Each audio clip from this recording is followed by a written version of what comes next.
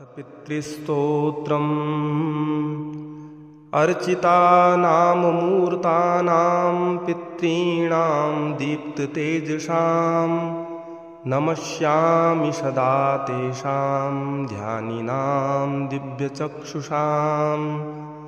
इन्द्रादीनां च नेतारो दक्षमारीचयोस्तथा सप्तर्षीणां तथान्येषां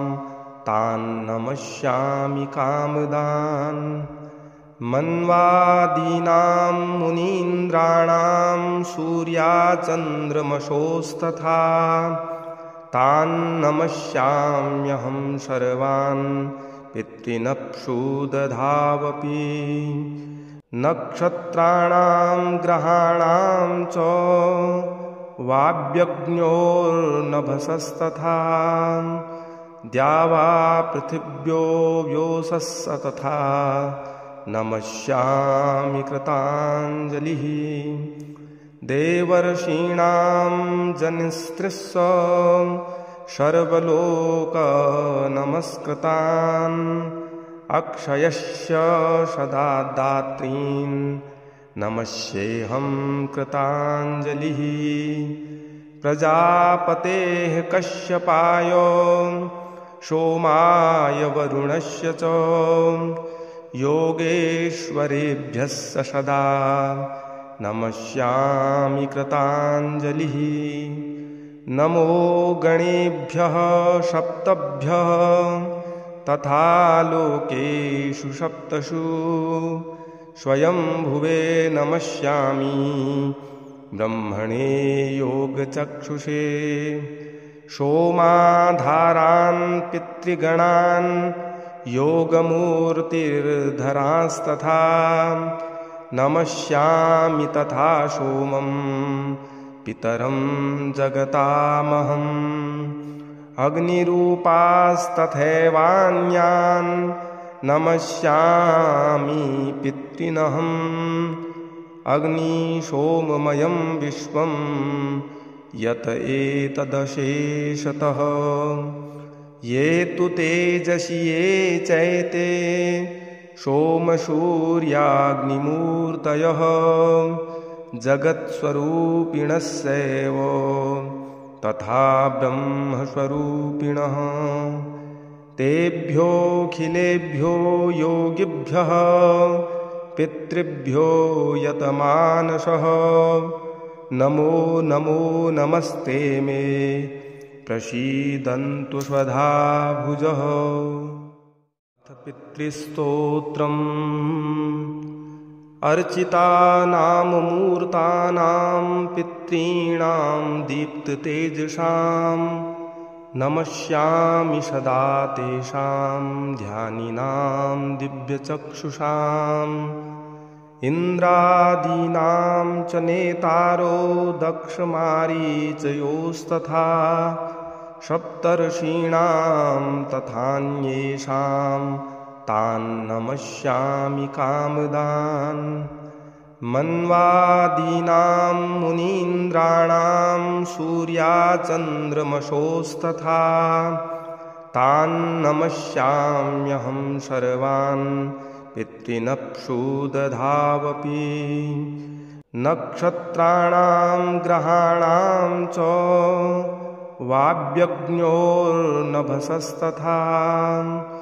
द्यावा पृथिव्यो व्योसस्स तथा नमस्यामि कृताञ्जलिः देवर्षीणां जनिस्त्रिस्स सर्वलोकनमस्कृतान् अक्षयस्य सदा दात्रीन् नमस्येऽहं कृताञ्जलिः प्रजापतेः कश्यपाय सोमाय वरुणस्य च योगेश्वरेभ्यः सदा नमस्यामि कृताञ्जलिः नमो गणेभ्यः सप्तभ्यः तथा लोकेषु सप्तषु स्वयंभुवे नमस्यामि ब्रह्मणे योगचक्षुषे सोमाधारान् पितृगणान् योगमूर्तिर्धरांस्तथा नमस्यामि तथा सोमं पितरं जगतामहम् अग्निरूपास्तथैवान्यान् नमस्यामि पितॄनहम् अग्निशोममयं विश्वं यत एतदशेषतः ये तु तेजसि ये चैते सोमसूर्याग्निमूर्तयः जगत्स्वरूपिणस्यैव तथा ब्रह्मस्वरूपिणः तेभ्योऽखिलेभ्यो योगिभ्यः पितृभ्यो यतमानसः नमो नमो नमस्ते मे प्रसीदन्तु स्वधा भुजः। पितृस्तोत्रम् अर्चितानां मूर्तानां पितॄणां दीप्ततेजसां नमस्यामि सदा तेषां ध्यानिनां दिव्यचक्षुषाम् इन्द्रादीनां च नेतारो दक्षमारीचयोस्तथा सप्तर्षीणां तथान्येषां तान् नमस्यामि कामदान् मन्वादीनां मुनीन्द्राणां सूर्याचन्द्रमसोस्तथा तान् नमस्याम्यहं सर्वान् पितॄनप्सुदधावपि नक्षत्राणां ग्रहाणां च वाव्यज्ञोर्नभसस्तथा द्यावा पृथिव्यो व्योसस्स तथा नमस्यामि कृताञ्जलिः देवर्षीणां जनिस्त्रिस्स सर्वलोकनमस्कृतान् अक्षयस्य सदा दात्रीन् नमस्येऽहं कृताञ्जलिः प्रजापतेः कश्यपाय सोमाय वरुणस्य च योगेश्वरेभ्यः सदा नमस्यामि कृताञ्जलिः नमो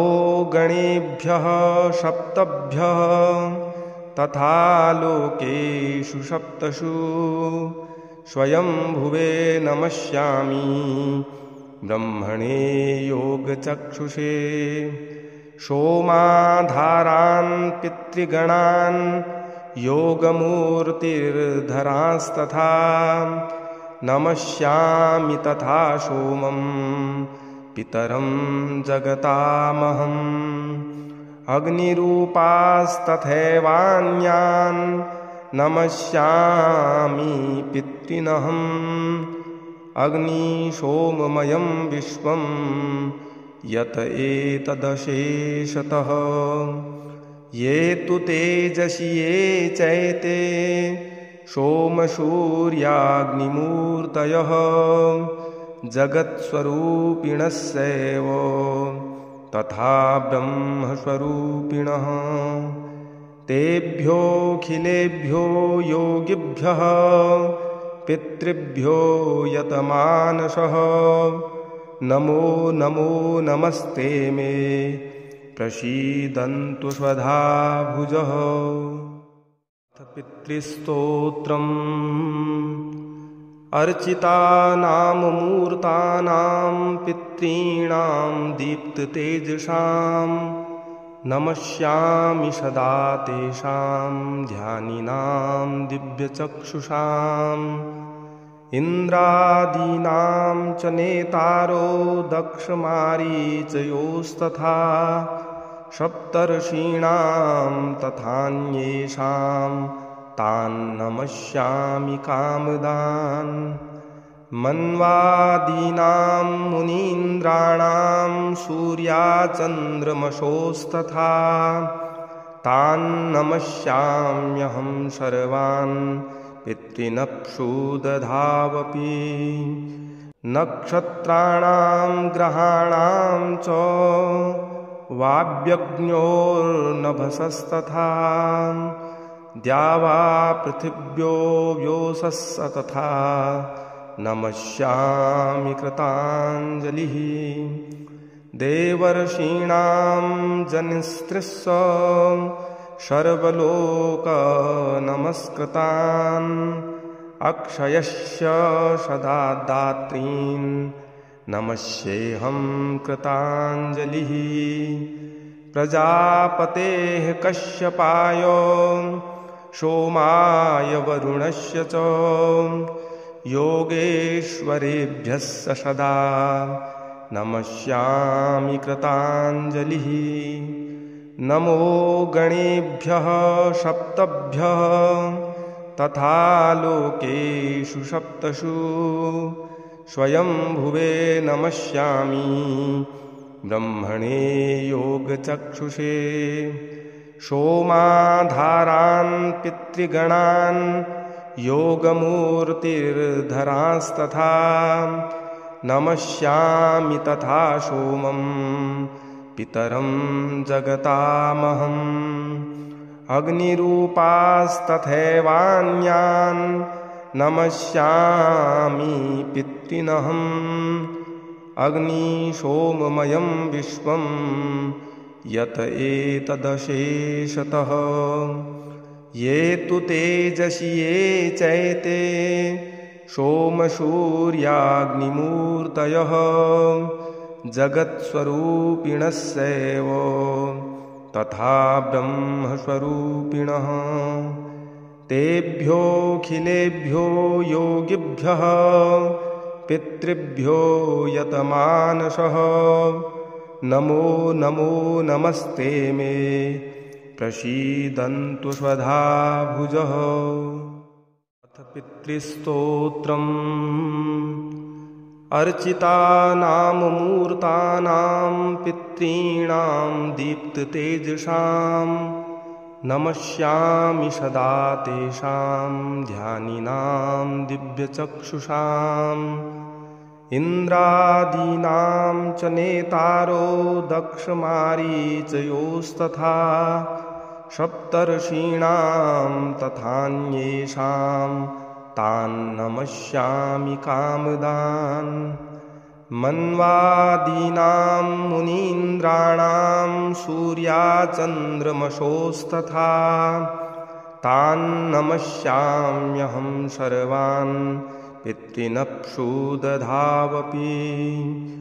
नक्षत्राणां ग्रहाणां च वाव्यज्ञोर्नभसस्तथा द्यावा पृथिव्यो व्योसस्स तथा नमस्यामि कृताञ्जलिः देवर्षीणां जनिस्त्रिस्स सर्वलोकनमस्कृतान् अक्षयस्य सदा दात्रीन् नमस्येऽहं कृताञ्जलिः प्रजापतेः कश्यपाय सोमाय वरुणस्य च योगेश्वरेभ्यः सदा नमस्यामि कृताञ्जलिः नमो गणेभ्यः सप्तभ्यः तथा लोकेषु सप्तषु स्वयंभुवे नमस्यामि ब्रह्मणे योगचक्षुषे सोमाधारान् पितृगणान् योगमूर्तिर्धरांस्तथा नमस्यामि तथा सोमं पितरं जगतामहम् अग्निरूपास्तथैवान्यान् नमस्यामि पितॄनहम् अग्निशोममयं विश्वं यत एतदशेषतः ये तु तेजसि ये चैते सोमसूर्याग्निमूर्तयः जगत्स्वरूपिणस्यैव तथा ब्रह्मस्वरूपिणः तेभ्योऽखिलेभ्यो योगिभ्यः पितृभ्यो यतमानसः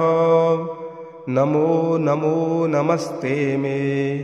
प्रसीदन्तु स्वधा भुजः।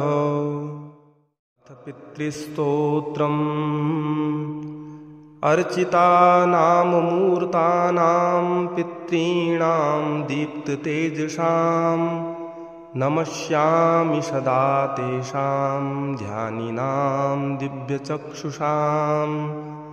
इन्द्रादीनां च नेतारो दक्षमारीचयोस्तथा सप्तर्षीणां तथान्येषां तान् नमस्यामि कामदान्। मन्वादीनां मुनीन्द्राणां सूर्याचन्द्रमसोस्तथा तान् नमस्याम्यहं सर्वान् पितॄनप्सुदधावपि। नक्षत्राणां ग्रहाणां च वाव्यज्ञोर्नभसस्तथा द्यावा पृथिव्यो व्योसस्स तथा नमस्यामि कृताञ्जलिः। देवर्षीणां जनिस्त्रिस्स सर्वलोकनमस्कृतान् अक्षयस्य सदा दात्रीन् नमस्येऽहं कृताञ्जलिः। प्रजापतेः कश्यपाय सोमाय वरुणस्य च योगेश्वरेभ्यः सदा नमस्यामि कृताञ्जलिः। नमो गणेभ्यः सप्तभ्यः तथा लोकेषु सप्तषु स्वयंभुवे नमस्यामि ब्रह्मणे योगचक्षुषे। सोमाधारान् पितृगणान् योगमूर्तिर्धरांस्तथा नमस्यामि तथा सोमं पितरं जगतामहम्। अग्निरूपास्तथैवान्यान् नमस्यामि पितॄनहम्। अग्निशोममयं विश्वं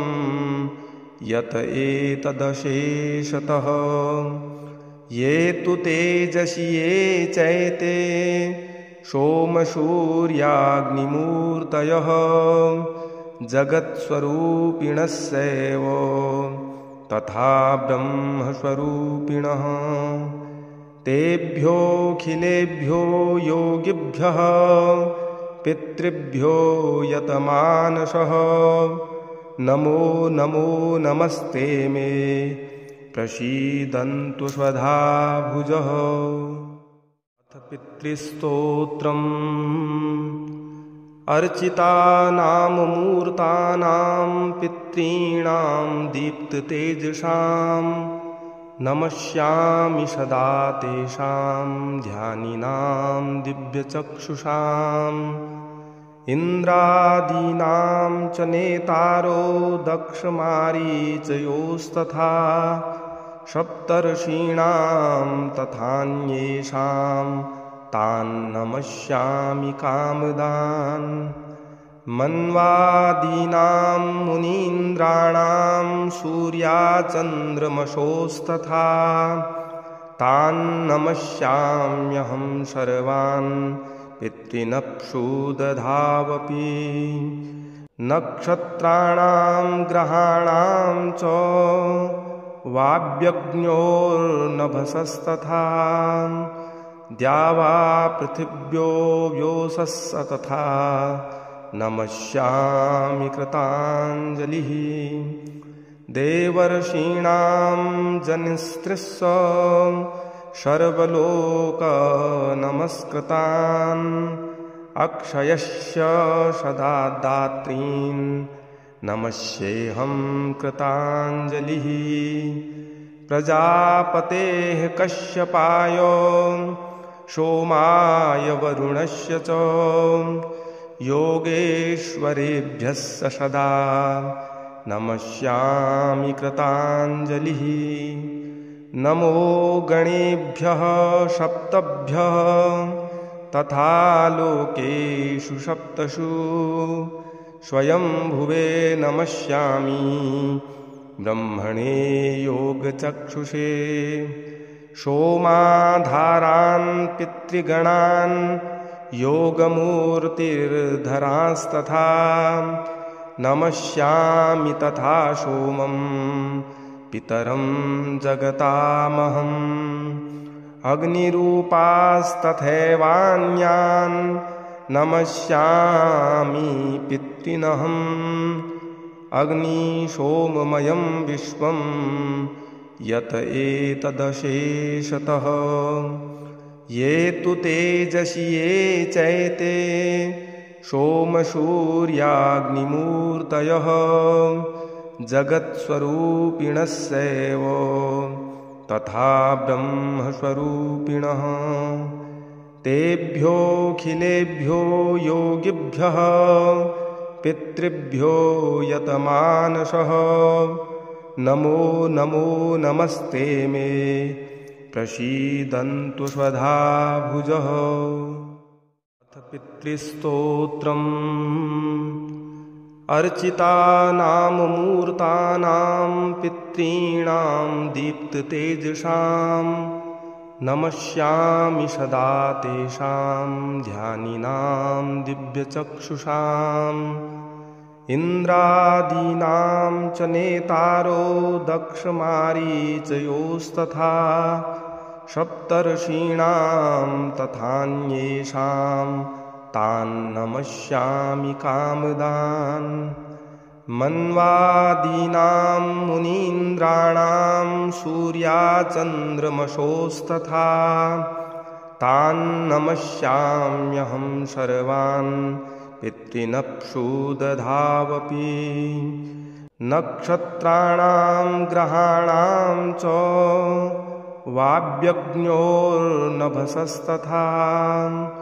द्यावा पृथिव्यो व्योसस्स तथा नमस्यामि कृताञ्जलिः देवर्षीणां जनिस्त्रिस्स सर्वलोकनमस्कृतान् अक्षयस्य सदा दात्रीन् नमस्येऽहं कृताञ्जलिः प्रजापतेः कश्यपाय सोमाय वरुणस्य च योगेश्वरेभ्यः सदा नमस्यामि कृताञ्जलिः नमो गणेभ्यः सप्तभ्यः तथा लोकेषु सप्तषु स्वयंभुवे नमस्यामि ब्रह्मणे योगचक्षुषे सोमाधारान् पितृगणान् योगमूर्तिर्धरांस्तथा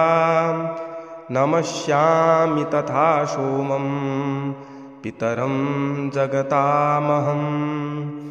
अग्निरूपास्तथैवान्यान् नमस्यामि पितॄनहम्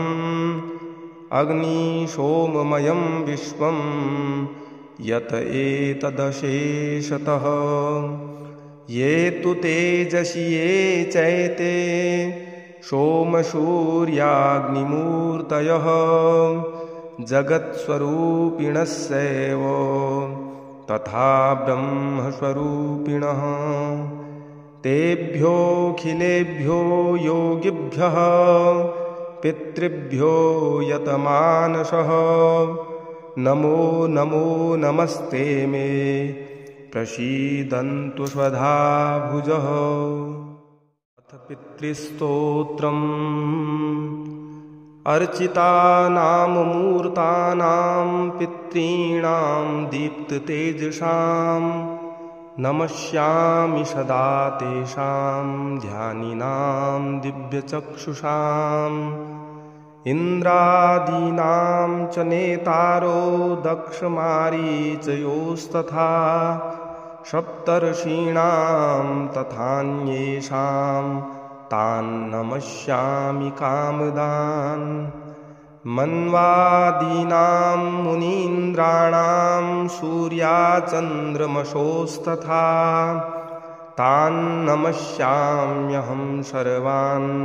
पितॄनप्सु दधावपि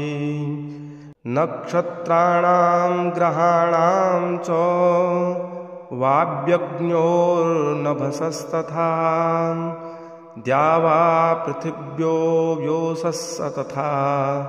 नमस्यामि कृताञ्जलिः देवर्षीणां जनिस्त्रिस्स सर्वलोकनमस्कृतान् अक्षयस्य सदा दात्रीन् नमस्येऽहं कृताञ्जलिः प्रजापतेः कश्यपाय सोमाय वरुणस्य च योगेश्वरेभ्यः सदा नमस्यामि कृताञ्जलिः नमो गणेभ्यः सप्तभ्यः तथा लोकेषु सप्तषु स्वयंभुवे नमस्यामि ब्रह्मणे योगचक्षुषे सोमाधारान् पितृगणान् योगमूर्तिर्धरांस्तथा नमस्यामि तथा सोमं पितरं जगतामहम् अग्निरूपास्तथैवान्यान् नमस्यामि पितॄनहम् अग्निशोममयं विश्वं यत एतदशेषतः ये तु तेजसि ये चैते सोमसूर्याग्निमूर्तयः जगत्स्वरूपिणस्यैव तथा ब्रह्मस्वरूपिणः तेभ्योऽखिलेभ्यो योगिभ्यः पितृभ्यो यतमानसः नमो नमो नमस्ते मे प्रसीदन्तु स्वधा भुजः अथ पितृस्तोत्रम् अर्चितानां मूर्तानां पितॄणां दीप्ततेजसां नमस्यामि सदा तेषां ध्यानिनां दिव्यचक्षुषाम् इन्द्रादीनां च नेतारो दक्षमारीचयोस्तथा सप्तर्षीणां तथान्येषां तान् नमस्यामि कामदान् मन्वादीनां मुनीन्द्राणां सूर्याचन्द्रमसोस्तथा तान् नमस्याम्यहं सर्वान् पितॄनप्सु दधावपि नक्षत्राणां ग्रहाणां च वाव्यज्ञोर्नभसस्तथा द्यावा पृथिव्यो व्योसस्स तथा नमस्यामि कृताञ्जलिः देवर्षीणां जनिस्त्रिस्स सर्वलोकनमस्कृतान् अक्षयस्य सदा दात्रीन् नमस्येऽहं कृताञ्जलिः प्रजापतेः कश्यपाय सोमाय वरुणस्य च योगेश्वरेभ्यः सदा नमस्यामि कृताञ्जलिः नमो गणेभ्यः सप्तभ्यः तथा लोकेषु सप्तषु स्वयंभुवे नमस्यामि ब्रह्मणे योगचक्षुषे सोमाधारान् पितृगणान् योगमूर्तिर्धरांस्तथा नमस्यामि तथा सोमं पितरं जगतामहम् अग्निरूपास्तथैवान्यान् नमस्यामि पितॄनहम् अग्निशोममयं विश्वं यत एतदशेषतः ये तु तेजसि ये चैते सोमसूर्याग्निमूर्तयः जगत्स्वरूपिणस्यैव तथा ब्रह्मस्वरूपिणः तेभ्योऽखिलेभ्यो योगिभ्यः पितृभ्यो यतमानसः नमो नमो नमस्ते मे प्रसीदन्तु स्वधा भुजः।